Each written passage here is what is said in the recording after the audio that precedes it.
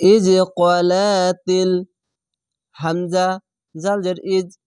ক পালি বার ক ইজ ক লাম জাবার লা ইজ কলা তা লাম জের তিল ইজ কলাতিল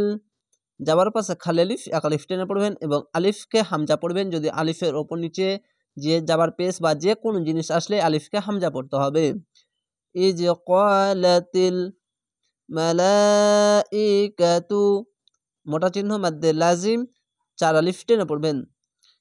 মিম জবর মা লাম খাজা লা মালা হামজা জের ই কাব জবর কা তা পেশ তু মালাইকাতু ইয়া মারিয়ামু খার জবর এক আলিফ টেনে পড়বেন। ইয়া খার জবর ইয়া মিম র জবর মার ইয়া মার ইয়া জবর ইয়া মার ইয়া মিম পেশ মু ইয়া মারিয়ামু ইন্নাল এখানে ওয়াজিব গুন্না হামজা নুন জের ইন নুন লাম জবর নাল ইন্নাল লহা খার জবর এক আলিফ টেনে পড়বেন এবং আল্লাহ লেখা থাকলে ডান পাশের অক্ষরটি দেখবেন। ডান পাশের অক্ষরের ওপরে যদি জাবার দুই জাবার খার জাবার পেশ ওপরে আসলেই আল্লাহ লেখাটি মোটা করে হয়ে যাবে লহা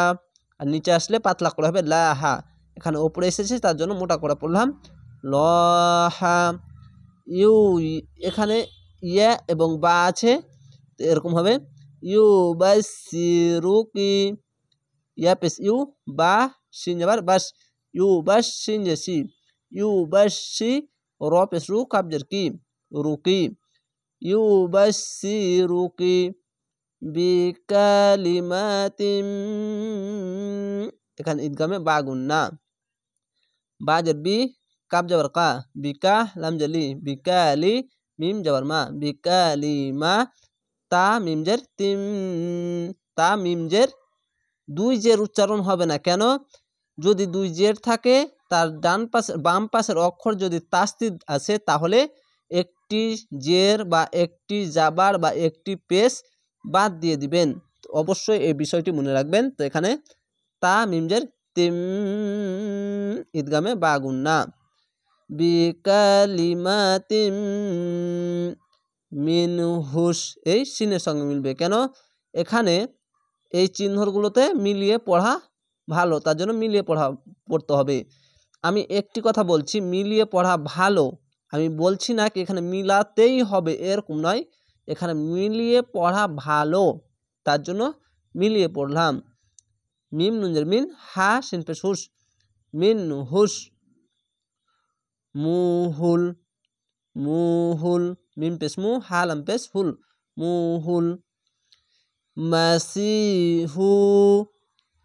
মিম জবর মা সিন সি জের পাশে ইয়া সাকিন এক আলিফ টেনে পড়বেন হা পেশ হু মাসিহু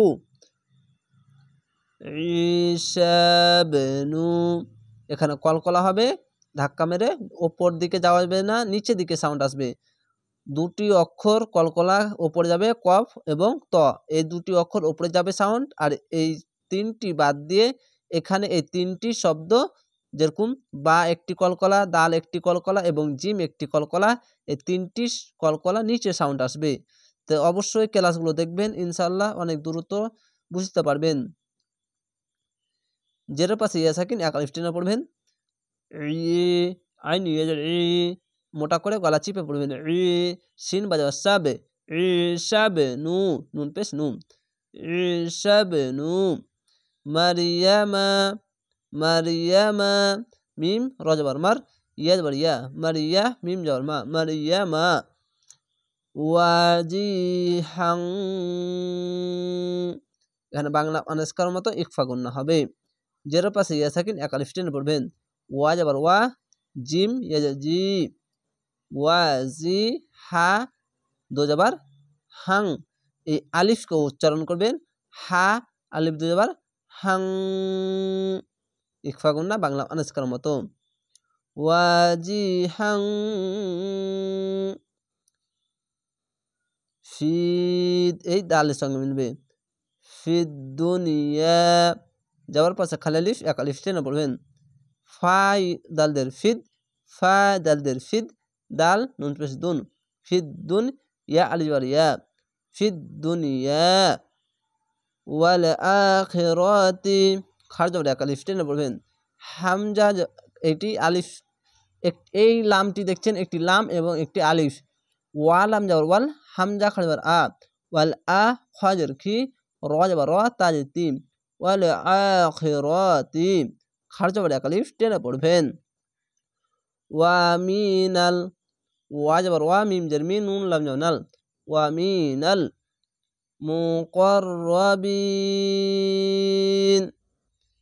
এখানে আয়াত আছে থামতে হবে তার জন্য শেষ অক্ষরে সাকিন দিয়ে দিলাম যে 3 আলিফ টেনে পড়না মধ্যে আরজি হলো কেন জেরের পাশে ইয়া সাকিন 1 আলিফ টেনে পড়তে হয় শেষ অক্ষরে সাকিন দিলে 1 2 3 তিনটি অক্ষর 3 আলিফ টেনে পড়বেন মধ্যে আরজি হবে মিম পেশ মু ক পুরো জবর কর মুকর র জবর র মুকর র বা ইউজার বি নুন জবর না মুকররাবিনা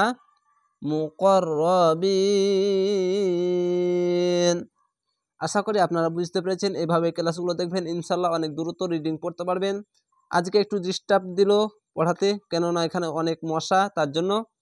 তো অবশ্যই বাড়ি যেয়ে আমি আপনাদেরকে ভালো করে ক্লাসগুলো দেখাবো এবং শিখাবো তা ভালো থাকেন সুস্থ থাকেন আসসালামু আলাইকুম